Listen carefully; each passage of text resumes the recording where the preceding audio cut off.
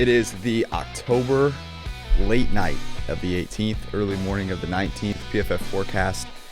We're closing up week 6, going to talk a little Monday Night Football. We're going to do our top 5 power rankings of the NFL so far.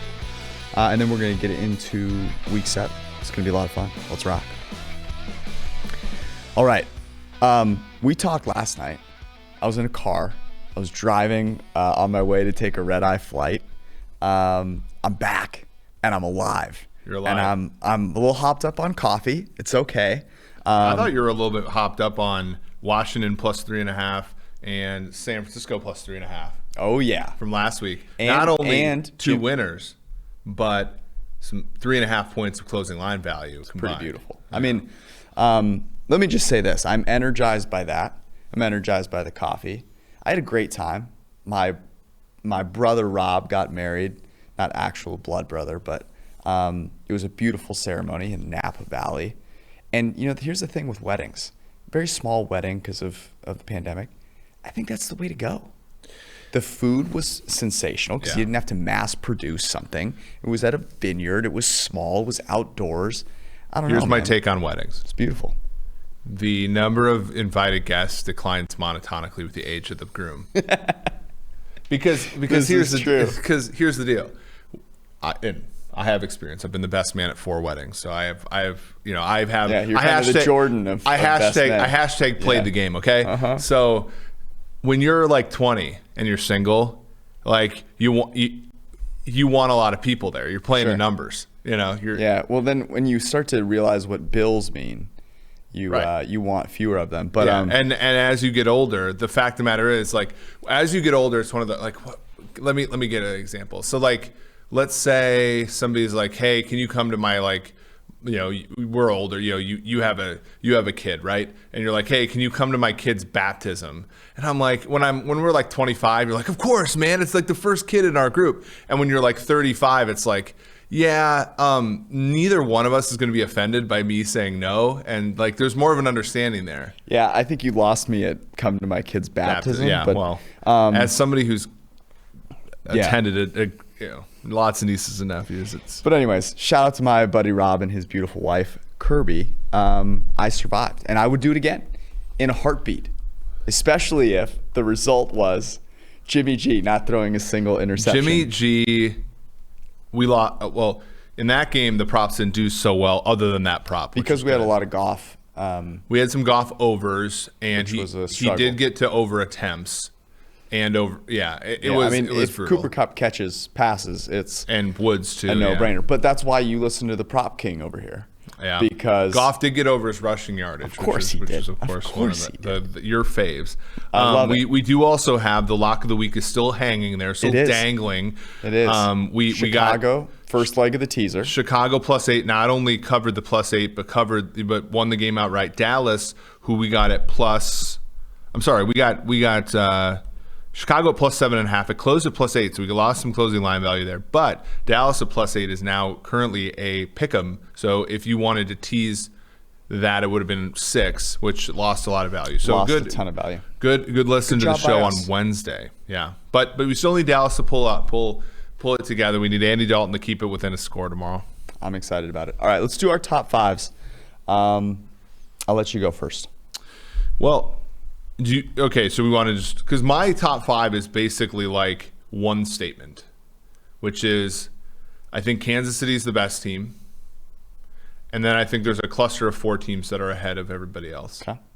And I think and I'm not a stickler here for the order, but just so that my top 4 teams are not all from the AFC, I'm going to go Seattle, Baltimore, Pittsburgh, Tennessee.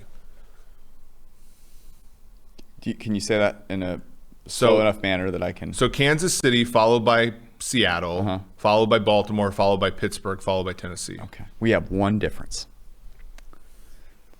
And I am laughing inside. You know why I'm laughing inside? Why is that? Because you put the Pittsburgh Steelers in there. I know. I'm a quick learner. After today, doubling down on your Cleveland Browns love. I don't even want a steak dinner out of this one. Maybe I just want some Tar Heel apparel for this for this victory. How do you like my shirt? Is it nice? I love the I've had this since I was Tar in Heel college. apparel is awesome. Okay, so I have Kansas City. So I disagree with you about the Kansas City and then a group of 4. Kansas City is mortal. They're not. They're great. Mm-hmm. They're number 1. They're not. To me, it's not this massive gap. Now, do I think the gap is bigger between 1 and 2 and 2 and 3? A little bit. But here's how I'll go. I'll go Kansas City, Seattle, by the way, the 2 teams that I picked to go to the Super Bowl. In 3rd, I have Baltimore, and I struggled with Baltimore in 3. I actually came very close to putting them in 4, and I think you could make an argument that Baltimore isn't even in the top 5. I do not have Pittsburgh in the top 5. I don't think they should be in the top 5. I don't think beating Cleveland and Baker Mayfield is all that impressive. And they played the easiest schedule in the NFL leading up to that game. So beating cracked rib Baker, not going to get it done for me. Mm-hmm. The team that I have at number 4 is the only team in the NFL that has a top 5 graded quarterback, coverage unit, and pass rush. Tampa. And that is the Tampa Bay Buccaneers. Yeah, Tampa looked great today. Well, and here's the thing. I don't even think their offense looked great. Bruce Arians was addicted to running on first down. Tom Brady didn't really have what seemed like a cohesive wide receiving unit. He went to Gronk a bunch, but did so really well, made some great throws there. And the defense, and we talk a lot about how defense is less predictable. Yes, but the part of defense that matters most is coverage, and they have invested in young coverage players. Now, it's fragile, right? An injury here or there, and that could all go away. But for right now, Jamel Dean has an over 90 coverage grade. He's played fantastic. Carlton Davis is good. Antoine Winfield, who they drafted. Levante David is one of the best coverage linebackers in the NFL. Devin White's a really good linebacker, too. He's grading terribly this year, but yeah. I mean, he had a great game today. He did play well today. So Tampa Bay is the team that has kind of snuck up there for me, and I could make an argument that they are ahead of Baltimore. I think them and Baltimore are very close. I think Kansas City and Seattle, decently close. Baltimore and Tampa Bay, I think pretty close. And then in 5, I have Tennessee as well.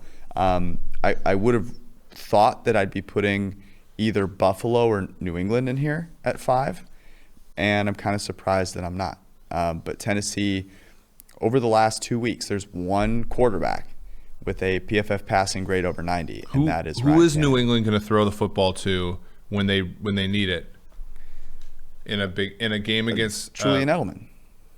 Okay, so Look, I get that they look terrible today. Yeah. And if what Edelman had more or the same number of pass attempts, and 4.5 times as many passing yards as he had receiving yards today.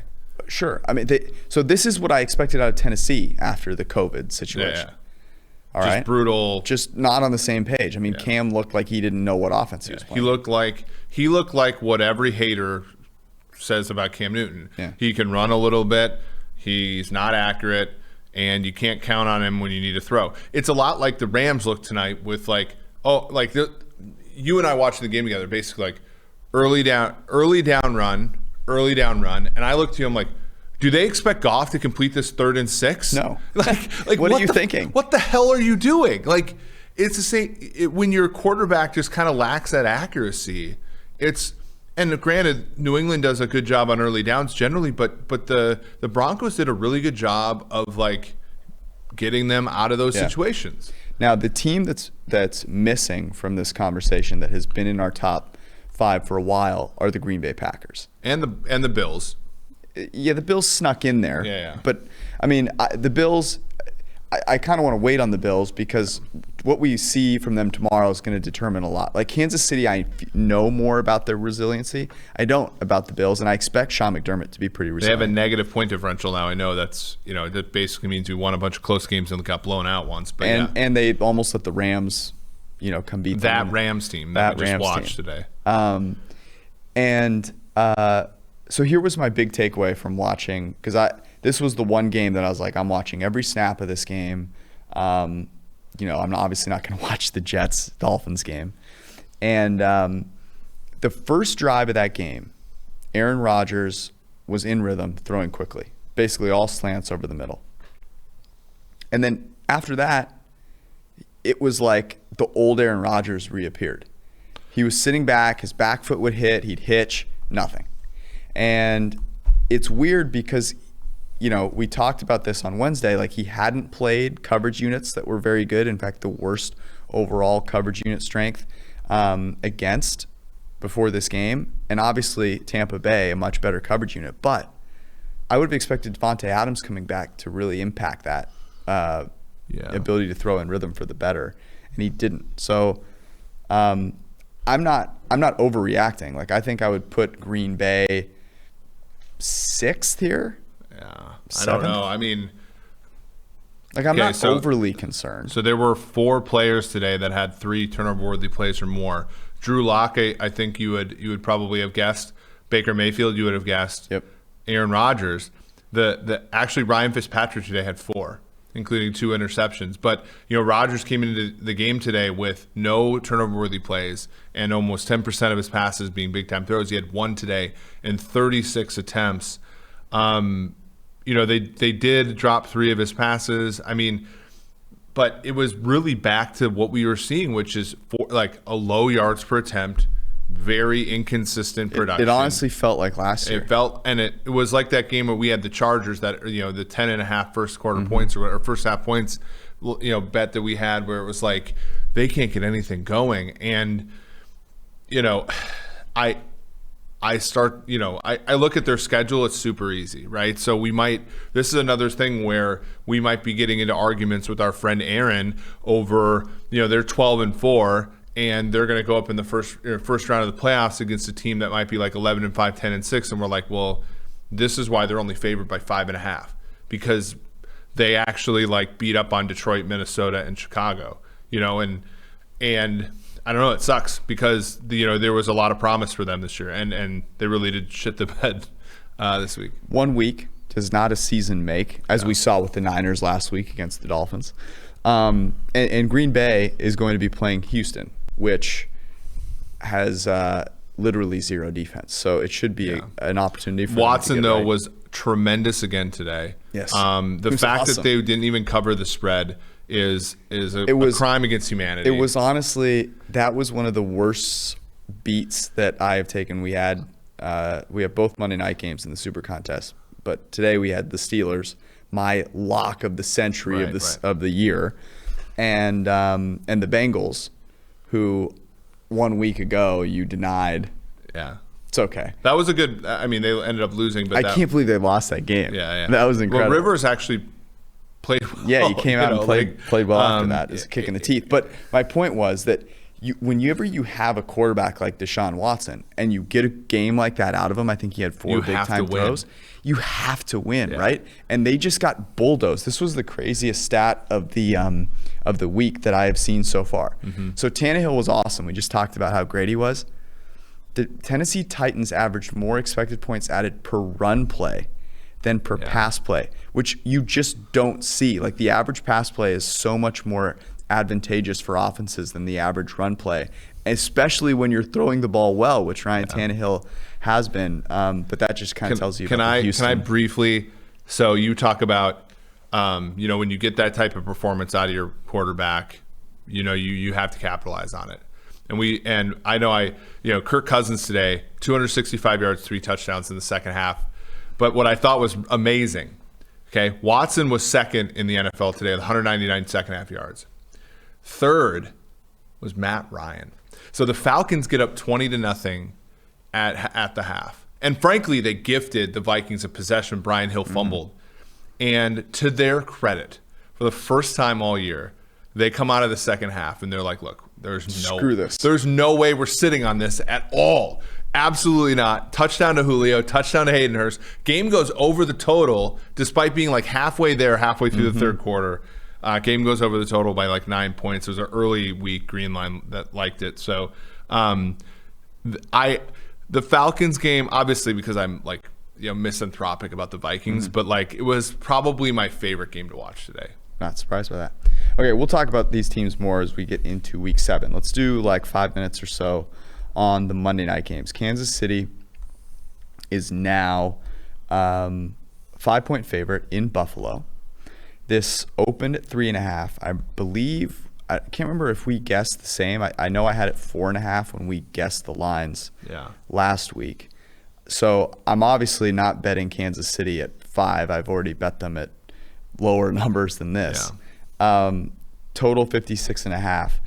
I think if I had to make a play on it right now, I would maybe take the over, like if I had to, but I don't know. Do you think there's some value coming back with Buffalo if you've already got Kansas City? Not at 5. I mean, if you go, if you took Kansas City against the spread, then let's say you buy Buffalo on the money line, then there's that Polish middle that you don't want.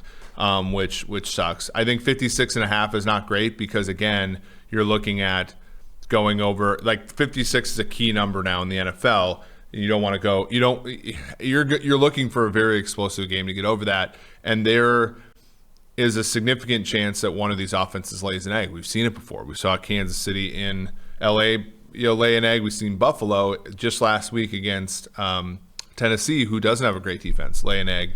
So for me, this is a props game. Let's say Mahomes 2.5 touchdowns. You might get a Josh Allen over rushing yardage total. That would be where I would look. I think for this game, it's, or here's a question, George. Well, here's the thing. If you want props, tune in tomorrow. This game starts at 5, so I have no idea when we're going to have to do this. But 2 p.m. if you're on the Pacific time zone, which is crazy. I wonder if that suppresses it a little bit. The guys are not used to playing that early. Well, so Kansas City -5 is -115. If it gets out to 6, okay, and you really want a degenerate bet, tease Kansas City down to 0 and the total to 50.5. Like that, if you want a sweat on the game, to me, that might be what you want to do. But I just can't. At this point, the numbers are beaten into place here. Yeah, and you moving on to the next game, you can't really tease it with Dallas anymore because, as you said, that's now a pick. So Arizona-Dallas, a pick, the total 55 flat. Yeah, so if you like this, if you like the narrative that Dallas's defense and Arizona's defense stinks, you are getting, 56 is something this game could land on. My concern here is that Arizona's offense is actually not that good, and Dallas might want to slow the game down sufficiently so that, this could be a Zeke gets 30 carries game, and then it's up for grabs. The other side of it, of course, is that Chandler Jones is out for the season. He was the one pass rush threat that they had. Dallas's offensive line isn't very good, but you're not getting the full brunt of that if Jones is out, and neither secondary is good. So there's a lot of reasons to like this over, except for the tactical nature of what the two coaches want to do, I think. Yeah. Here's the reasons I like it. Andy Dalton played really well when he came in relief, and all 3 of those receivers will be getting open for Dallas. On the flip side, DeAndre Hopkins, one of the 3 players in the NFL with a PFF receiving grade over 90. To me, I know their passing offense might not be as hot as people want it to be, but I think he eats considerably in this game. And there should be a pretty decent number of plays run in this game. Both teams averaging over 73 offensive snaps per game. All right, week 7, you ready to do this? Yeah. Okay, I have, let's see here, 1, 2, 3, 4, 5, 6. I have 6 games in the top half of the section. I don't know if we're calling this, I've called it like a million different things. I don't know if any of these are like really a piece of steak that you're going to pay like $100 plus for, but these are pretty good. This is a really good burger. Go to Jeff Ruby's, you get a really good burger if you're here in Cincinnati, as long as they don't overcook the shit out of it, which they have done for me twice. Send it back. Just had to get that in there. Okay, first game. Pittsburgh at Tennessee. Yeah, this game on the look ahead was Tennessee -1.5. I guessed. So I wrote here. I've actually written in my notes why. So I wrote pick'em, and I said Pittsburgh wins against Cleveland. Tennessee struggles against Houston. I feel like that's perfect. You do feel like it's perfect. Well, I think that was a good reasoning for why the spread would go from Tennessee -1.5 on the look ahead to pick 'em. It's actually currently. You're gonna let me guess? Go ahead and guess. The Tennessee Titans should be a 3-point favorite in this game. Okay, so currently Steelers are -1, -120. So it's moved a little bit towards Pittsburgh even more than I thought. Oh, my God. So, and again, think about this too. The Tampa Bay game went from Tampa Bay -2.5 to Green Bay -2.5 back to 1. That movement was wrong, by the result. Same thing for San Francisco, LA. So far, these big moves off these look ahead in the last week, we're not getting the value that they thought they were getting. So, just a thought. I think it's ridiculous. I mean, you like Pittsburgh a lot today, but yes. I can see why you don't like them now because Big Ben threw for like 12 yards. I liked Pittsburgh, and my reasoning was exactly the way it played out, which was that Baker Mayfield sucks. Here's the bet that I'm going to be on next week, and I'm going to tell you this right now. I'm going to be on Derrick Henry's under.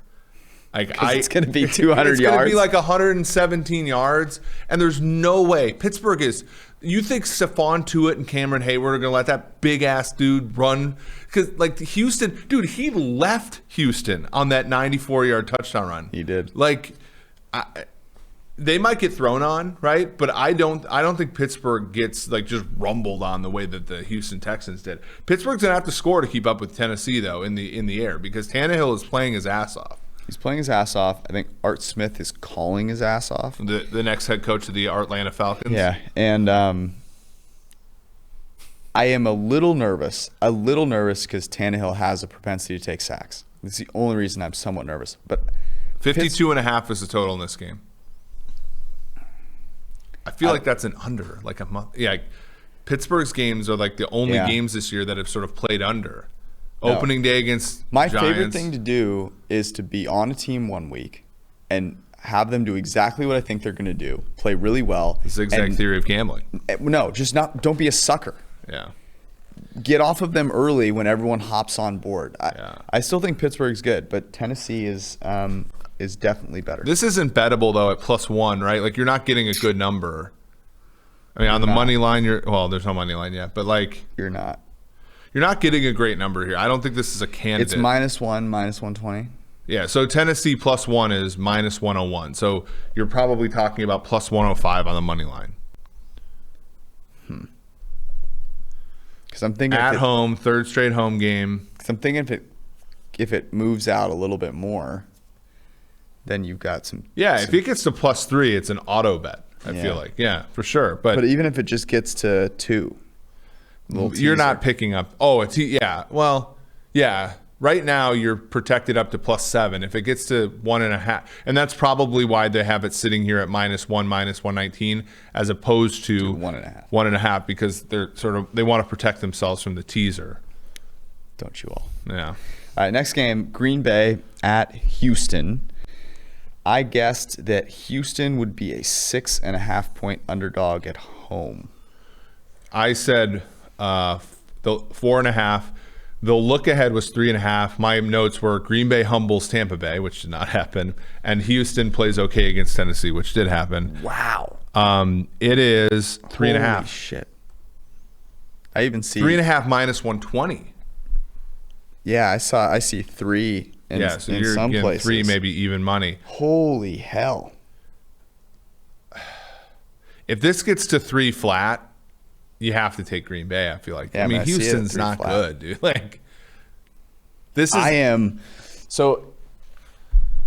Okay, just like I did with the Pittsburgh Steelers, right? Okay, Pittsburgh's going to kill Baker Mayfield and his cracked ribs. They do it.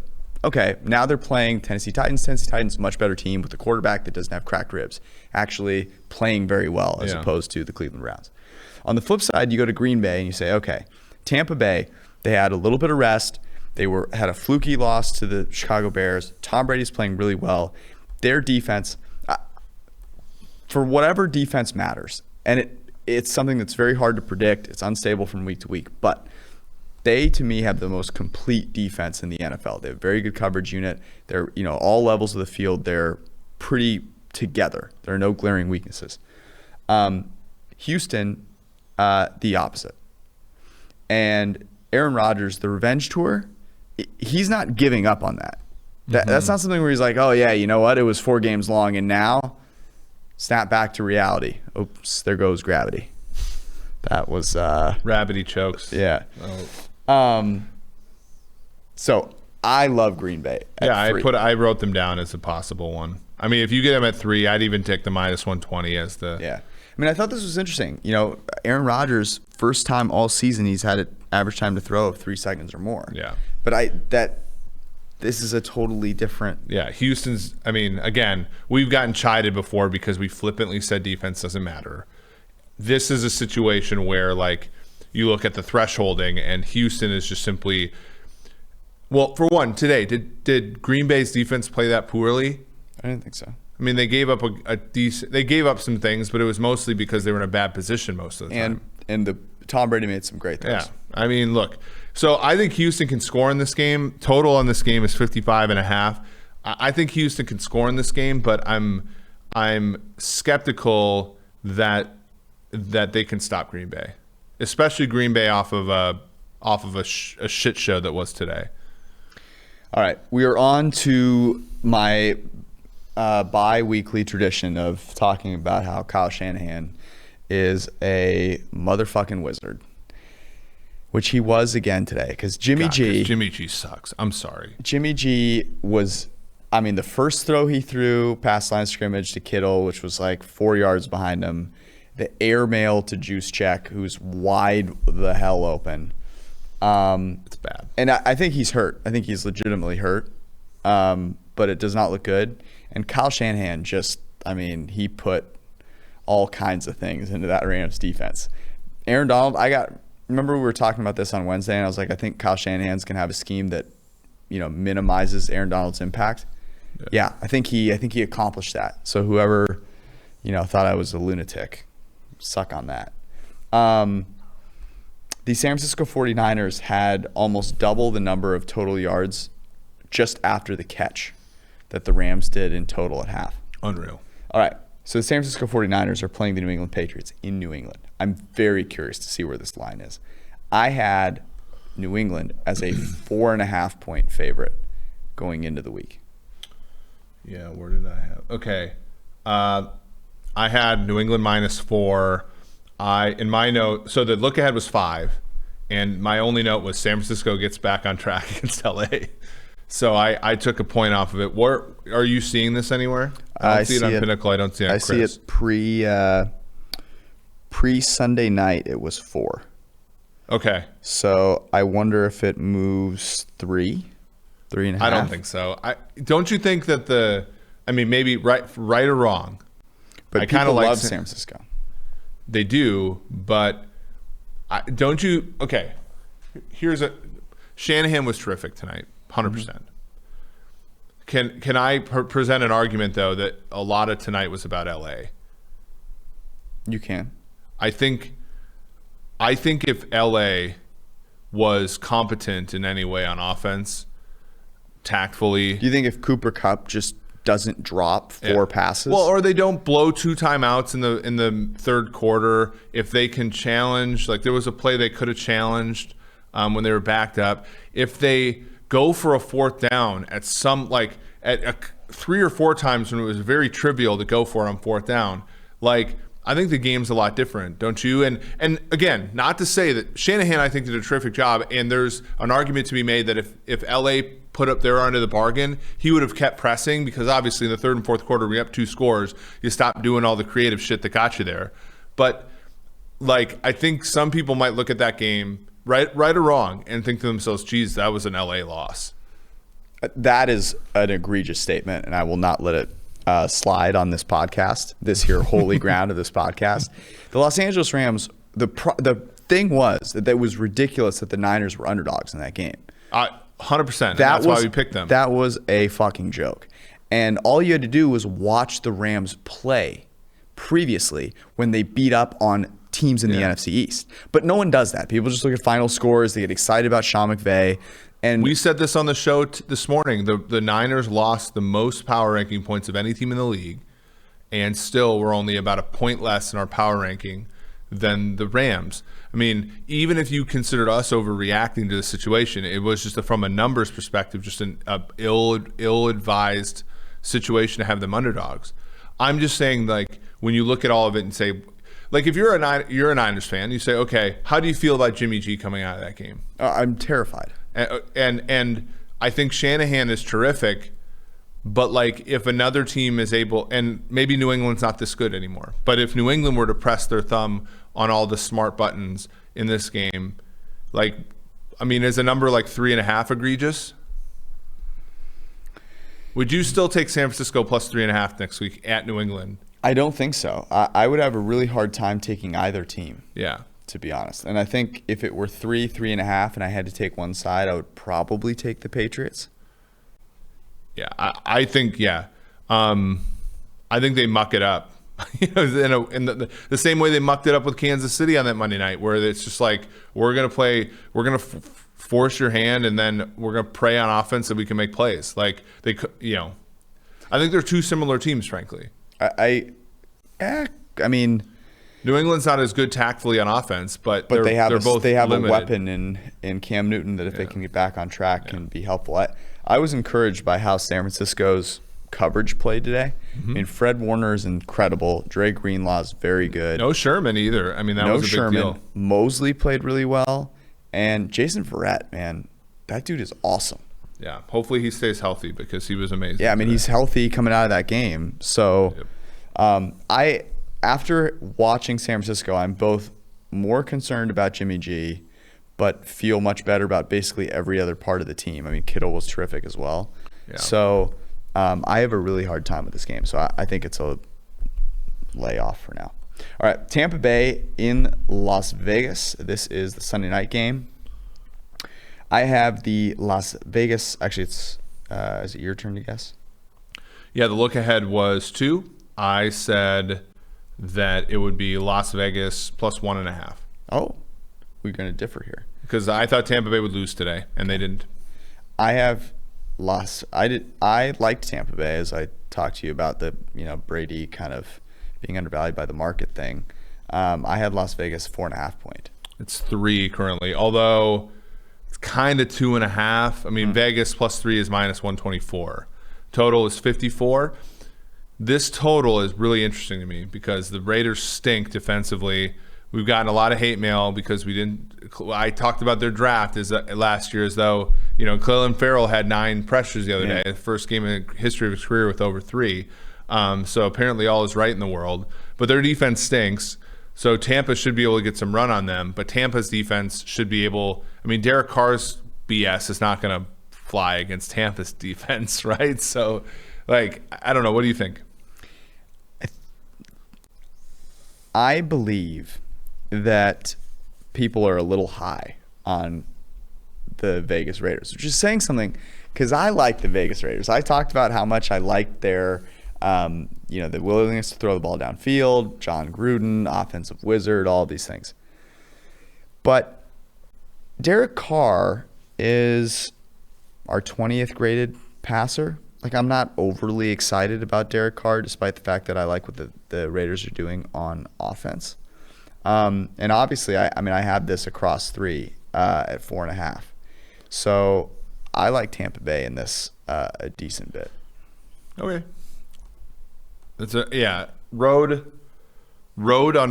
favorites. Sorry, on as we saw tonight, road favorites in primetime games. It's sort of like it's tough, but don't give me that bullshit. Don't tell me that Jared Goff as a road favorite is the same as Tom Brady as a road favorite. And get the fuck out of here. That's true. Fucking egregious. What was the difference between those two players last year, Brady and Goff? Brady was garbage last year, and now he's good because he's got weapons. What's your point? Well, what I'm saying is I think Brady is a little bit tethered to how good the players around him are. The same way Goff is. Goff had great receivers last year and still sucked because he's not as good as Tom Brady. I still. Are you going to make the statement that Jared Goff is as good as Tom Brady? I'm saying that favorites on the road are by more than a field goal are a tough proposition. Yes, I get that. This is also Las Vegas, and there are no fans, and this is Tom Brady. But he might be out. Look, you think that I just can't Marshawn believe Lynch has made tons of money selling his shit in Vegas, a city he didn't even play in. You don't think Tom Brady's going to be out peddling TB12 on the strip before the game? we'll move on. Jared Goff, Tom Brady. I didn't compare them. I just said same person according to the doctor. It's not what. It's not what That's I what you said. said. That's what you said. That's not what I said. That's a direct quote. We'll get Zach to cut that up. Chicago goes to Los Angeles to meet Jared, Tom Brady, Goff. That's not what I said. I said they were both they were both road favorites this week. Do not cut this bullshit up. Dude, the Rams took a 30-minute private jet up to Santa Clara and played in a stadium with It grass. shows you how tenuous being a road favorite is. If it wasn't even that big of a travel for them. New England's traveling across the country, George. I'm just a little worried. Look, I'm not high on the Raiders as much as you are. I'm just saying I don't like this number. I get it. Jared Goff equals Tom Brady. Signed, Eric Eager. Yeah. All right, Chicago, LA, the Rams. I have them as a 3.5-point favorite against Nick Foles, and I have a feeling I'm a little high on the Rams here. No. The look ahead was 6.5. Whoa! I in my notes I said LA loses to San Fran, Chicago beats Carolina. Looks like I'm spot on, but I said that was worth a point. So LA I have as 5.5-point favorites. You're cheating by looking at the look ahead and adjusting off that. It's okay. It's not cheating. It's cheating. That's doing my homework. That's cheating. You're supposed to guess the lines. Yeah, guessing the lines is going off of what like the information is, right? Okay, what's the line? Where do you see it? I don't see it on here. Let's see here. 6.5 before Sunday Night Football. Yeah. So, I mean, is 5.5 fair? Who would you bet if it's 5.5? The Bears? Okay. Yeah. I don't want to watch this game. I wouldn't touch this game with a proverbial 40-foot pole. Both of those quarterbacks are egregious.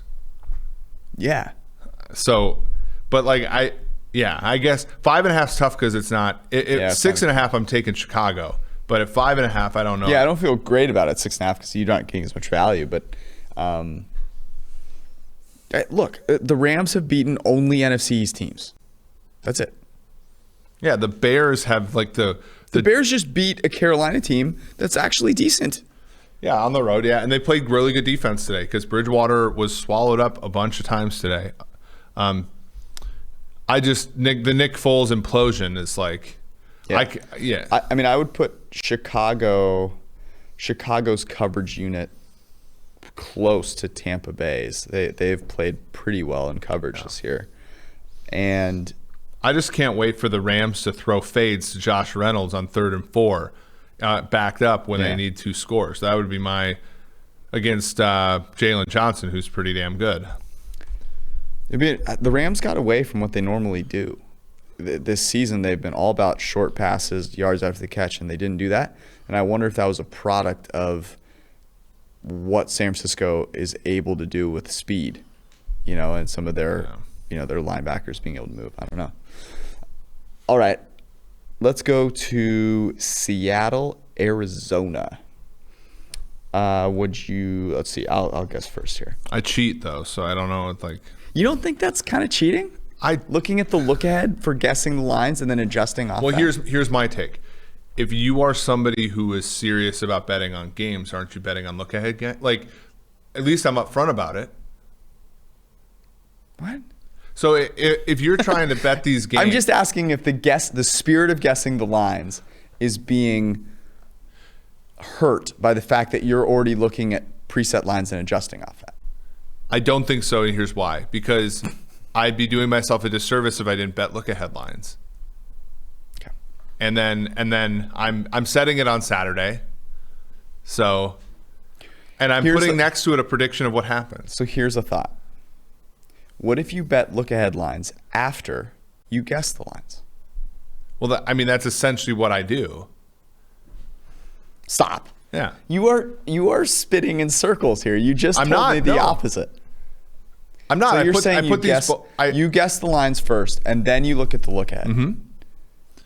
And then I'm then like, you go back and why you am adjust. I saying this? Well, so for example, Seattle, Arizona was 3.5 point underdogs on look ahead. My guess was Arizona +4. I said both are buy or pending, so there's really no reason for this difference. So you're saying you're guessing the lines first. You look at the look aheads, then you don't change your guess. Mm-hmm. That's why I'm off on all of these, right? Like at least a little bit. All right. Okay. I don't know if I don't know. I need to do some more investigation into your. I mean, I email it to myself every week. It's on my. I have Arizona as a 6.5 point underdog at home. No. I don't think the line's up because Arizona hasn't played yet this week. Let's see here. Seattle -3. Wow. So neither has played yet, but apparently Arizona's taking money. Why am I so off on this game? Well, probably. So again, look. Here's the narrative. Here's the hashtag narrative as to why this is the way it is. Short road favorite. Yeah. I mean, that's people want to grab the home dog, you know? And in some cases, I think it's warranted. In this one, I don't agree with it at all. But at the same time, Wait, what did you have it at? 4? Mm-hmm. But here's the thing. Do you really trust Seattle to win a game by more than the field goal? I mean, the last 13 victories have been by one score. Yeah, I'm assuming that Jamal Adams is back in this game. The only game that the Seattle Seahawks have won by more than a field goal in the last year plus was in Arizona in week 3. They covered They beat the Patriots by 5. 6.5. Right? By more than one score. I thought you said field goal. Sorry. Yeah, sorry, more than one score. So the last time they won a game going away was at Arizona. 6.5 feels heavy now, obviously, but I still think 3's light. Okay. Let Russ cook. This is his chance. Rodgers had kind of a stinker. Yeah. You know, I mean, he has a Rodgers chance is to not kinda in the grab. MVP race at this point. Oh, stop it. Stop it. Long season. But it's an opportunity for Mahomes and for Wilson. Here's a good question, though, just to briefly, because it's getting late. What's the worst game an MVP has played over the last, let's say 5 years? Last year, Lamar had the Cleveland game, but I don't think he looked like dog shit the way that Rodgers did today. Mahomes at 2018 season had 0 bad games. He had some interceptions against New England, but then he brought them all the way back, took the lead at the end. He had the Rams game. In all their losses, he was amazing. 2017, who was the MVP in 2017? Brady, and Brady was brilliant the whole season. Brady was really good. They lost to the Dolphins on a Monday Night Football game in Miami. It was bad. He lost to Adam Gase. Yeah. So it's been 2.5 years since a MVP has had that bad of a game. Yeah, I mean, look, Rodgers was on fire before. It's Aaron freaking Rodgers. If he gets back on fire, it'll be fine. It's also so early in the season. If we're later in the season, like Breeze when he had that kind of stinker against Dallas. Yeah, that's true. It opened the door for Mahomes. Opened the door. All right, those are the only good games on the schedule. So now we can speed round. Are you ready? I'm ready. New York Football Giants at Philadelphia Eagles. I have Philly as a 4.5 point favorite at home. I have Philly at 6.5. Sorry, the look ahead was 6.5. Whoa! My reasoning was Giants beat Washington, which is true. Philly humbled by Baltimore, which was only half true since that happened the first half of the game. Philly showed some fight today. They did. It is 6. So I feel like I've been pretty spot on. Total in the game's 45.5, shaded to the under. I'm off by a decent amount on a few of these. My thought was that Philly would never really have a chance to win that game against Baltimore, and they legitimately had a chance to win the game against Baltimore. So I guess that makes sense. Maybe that's worth 1.5. My futures bet of Dallas -125 to win the NFC East is looking really. It's -155 now. If they win tonight, I just don't think that there is really that big of a difference between any of these NFC East teams. They're all just bad. Yeah. Philly is bad, but Philly has some fight to them that I was not expecting. Their defense is garbage. Their receiving core, that Fulgham guy, is awesome. made some plays today. They scored 4 touchdowns today and didn't go for an extra point once. Yeah. I mean, yeah. I think they're going to battle. 6 is too much, though. They're not good enough. But that doesn't mean I like the Giants at +6. All right. I was going to try and get on that board. No, but Giants suck. Okay. They couldn't even cover the number today. All right. Much to our benefit, I guess. Yeah, well, as was foretold. Dallas, Washington, another NFC East delight. I have Washington as I'm going to be off on this too, I guess. A 7-point underdog at home. I said 3.5. Look ahead was 3. I guess the lack of sleep really did get to me here. Look ahead was 3. I said Washington beaten by the New York Giants. Dallas still pending. It's currently not up, but it was 3.5. I'm way off. 3 going into yesterday. I would bet Dallas. Another short road favorite, but yeah, I mean, fuck, it's like they're terrible. I mean, Kyle Allen showed some fight today, but he's garbage. It's not good. I'm here to bet teams playing other teams. Washington's bad. Mm-hmm. I'm interested to see how Dallas comes out tonight. I would imagine here's the thing. I don't think we can actually pick this week because the number's not going to be widely available until the game tonight. And the game tonight, if it goes as we think, I don't think that 3 is going to be available to anybody. True. Won't get out to 7. Apparently I'm smoking something. All right. Buffalo, New York Jets. I'm going to stop guessing here. Go ahead. Well, look ahead was 9.5. I said Jets 8.5. My dumbass said Jets play Miami tough. And I'm wrong. Although I saw it at 10.5. I feel like 10.5 is probably, but it's taken down now because the Bills are still pending. But like I said 12.5. I mean, you're probably more right than me. The New York Jets are worse than the Miami Dolphins were last year when they were tanking. Well, the difference is that their quarterback lacks all of the spunk that is Fitzpatrick. I mean, Flacco took a 28-yard sack today. And that was our Jets talk. Yeah. Carolina, this is actually a decent game. Maybe I should have put it in the other section. Carolina plays New Orleans in New Orleans. I have New Orleans as a 6.5-point favorite. I think I said 6.5/7, and I'd like to side with 7. I think 7 is the right number. You were on the look ahead at 7. I put it at 7.5. I said Carolina loses to Chicago. It was my reasoning. It is 7.5, but plus 100, so we're basically right in the middle there. 7.25.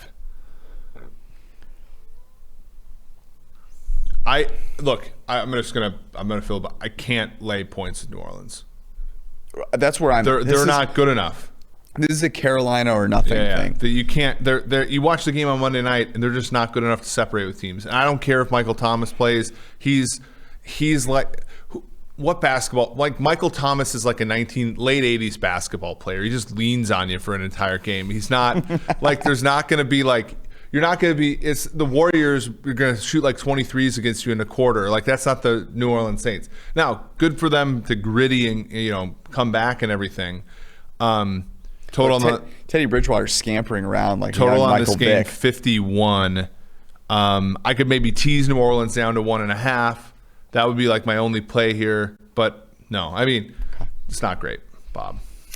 I actually thought that Teddy made some nice throws in this game in addition to being kind of an athlete at times. Not consistent enough, no. I mean, kind of the story of his thing. But, I can't lay points to New Orleans probably the rest of the year. Breeze is just not good enough anymore.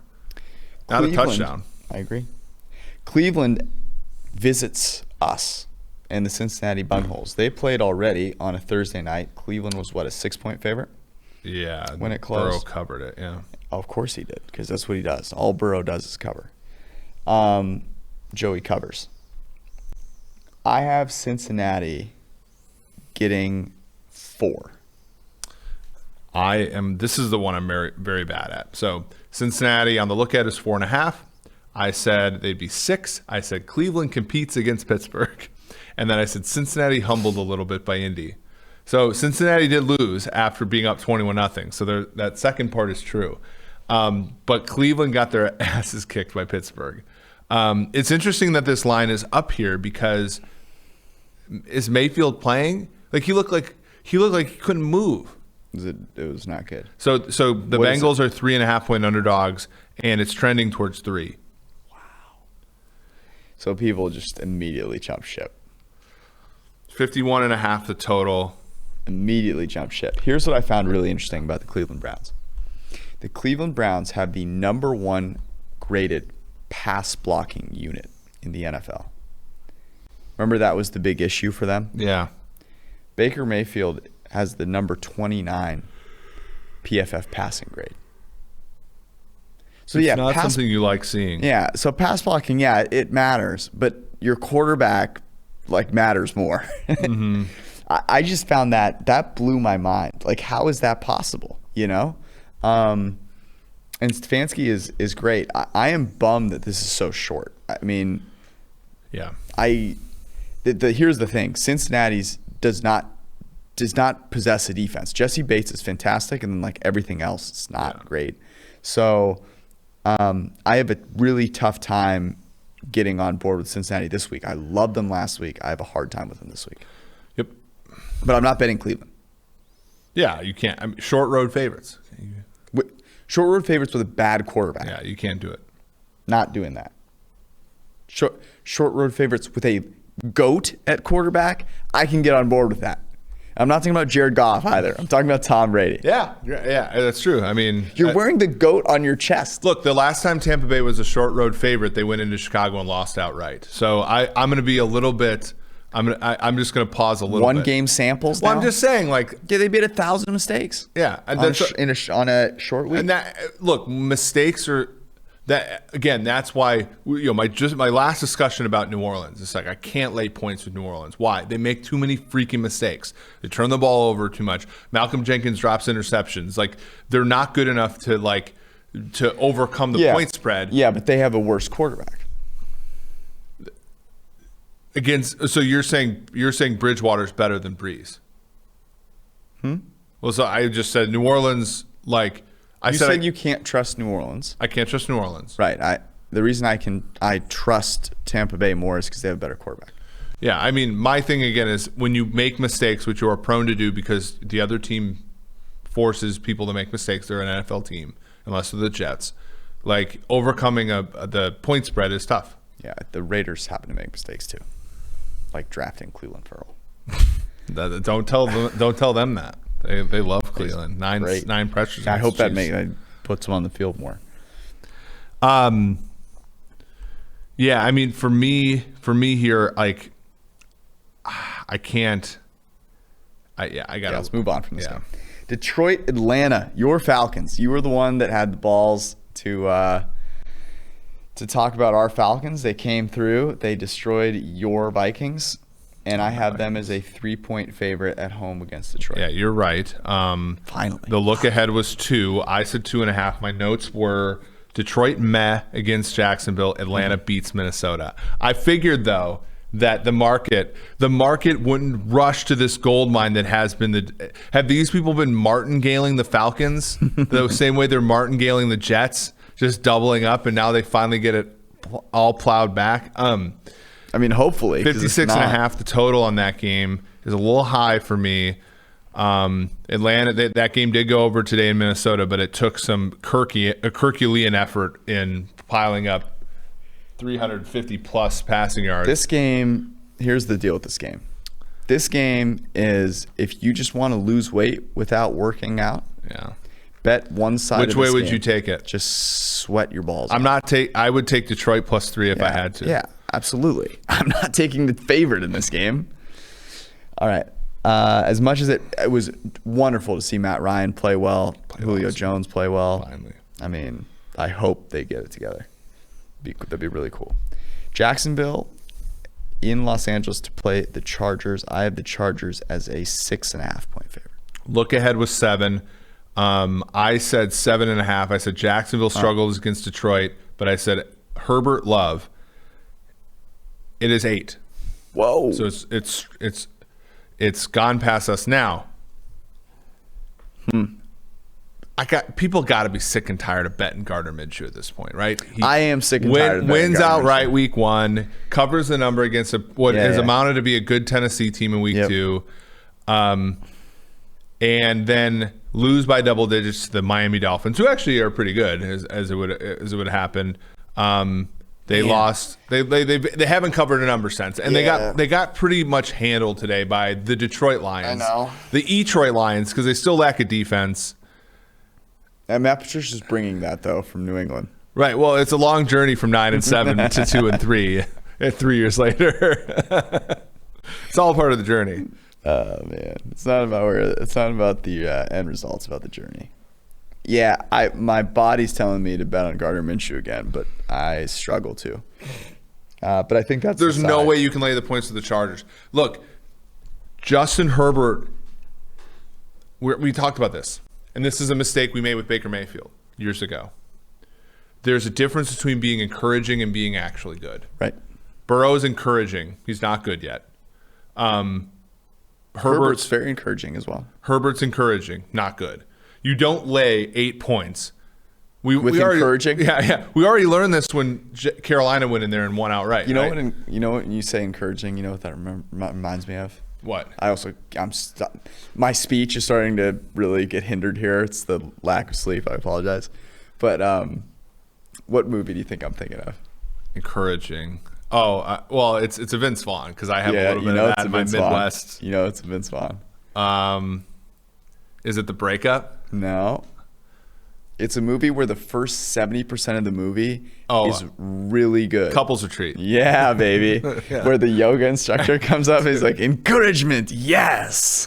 Couples Retreat is amazing for the first 75%, so and then it hits a brick wall. Then it gets like, what the hell happened? Yeah, it's like they took one writer and they're like, okay, do this movie. And then he was like, yeah, 70% of the way through, I'm out. And some guy came in, he's like, actually, I really want to redo The Notebook in Tahiti. 70% of the way through, he said, look, now I'm just going to go get COVID. It's been too hard this whole time. It's all part of the journey. All part of the journey. It makes me want to bet Jacksonville, except for their defense. It's just so bad. I can't. It's tough. I do think I think we'll show some value on there. If I had to bet one side, I would bet the Yags. Okay. Last game, Kansas City at Denver. I'm guessing that I will be very wrong on this. So I had Kansas City as a 7-point favorite in Denver. Look ahead was 9.5. I said 10. I said Denver struggles in Kansas City or struggles in New England, which didn't actually happen. Although their offense struggled. Kansas City pending. I would imagine it's closer to your 7.5 than it is to my 10. Sorry, did I say 7 or 7.5? I have 7.5 written down. Yeah, you said 7.5. Okay. Yeah. That one's pending. But look, Denver. Does Denver's win in New England matter? See, here's why it mattered to me. It mattered a little bit. Because I could have, if you had said they win 18-12 in New England, I would figure, Drew Lock was a total catastrophe and they somehow won. Which was what happened. Kind of, but Drew Lock didn't play that bad. He threw 2 egregious interceptions in the fourth quarter when they were trying to hold the lead. Yeah, he was 10 of 24 for 189 and 2 picks. His pass rating was 34.9. Sure. I know, but I guess the turnover really plays are tough. I mean, he also had the most big-time throws of any quarterback so far. So he was just YOLOing it to review. Tim Patrick and pending review and Alberto. Yeah, look, there's. I don't know. I have trouble with all of these.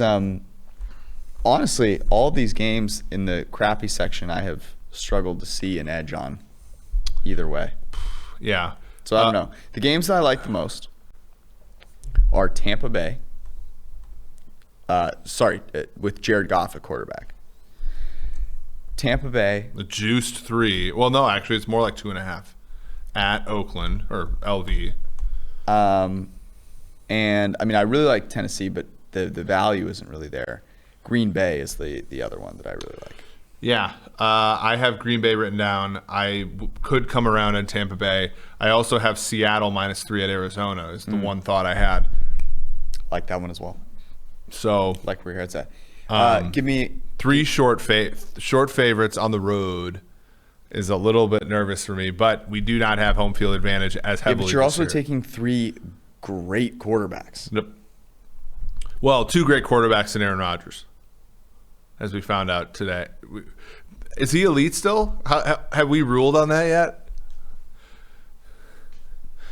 Are there any interesting teasers right now? Yeah, let's think about it. Okay. There's no way I'm teasing Philly down. I like Tennessee. It gets to 1.5 maybe. Yeah. You could tease because it. you can tease early week stuff. The limits aren't as high, but you can certainly tease early week stuff. So here are a couple that you could think about. I mean, Philly is a money line if you want to tease that down to 0, basically, in a 6-point teaser. No. I don't. Yeah, it's too hard. New Orleans down to 1.5 if you want to. So the Tampa Bay one is doing teaser protection, right? Because if you get Vegas, if Vegas was really 2.5, then you get them out to 8.5. Chargers down to -1. Again, rookie quarterback, I'm not really all that keen on. So I don't think that there are that many teasers this week. Yeah, I'm with you. So right. We are going to debate a little bit more. We'll write our column up. You can check that out. It's probably out if you're listening to this in the morning. Thank you guys for hanging out with us. Hope your week 7 or 6, Jesus. Hope your week 6 went well. And enjoy the afternoon. If you're on the West Coast, enjoy the afternoon game, Kansas City Buffalo. It's going to be weird. And then little Andy Dalton season. Do you think? So here's the question: to end the podcast? Does your top 5 change after tonight? No. I don't think so either. I think the Chiefs roll. My Chiefs. Our Chiefs. Our Chiefs. What are you looking at when you look up there? Just at the screen of all of us? Seeing how the thing looks. That's the... Why no? See you guys. Thanks for watching the PFF YouTube channel. And if you want to subscribe, all you have to do is push the button. Don't forget everything you get. A little fantasy, push the button. A little green line for the gambling aspects of the game, push the button. College football, push the button. The YouTube channel from PFF.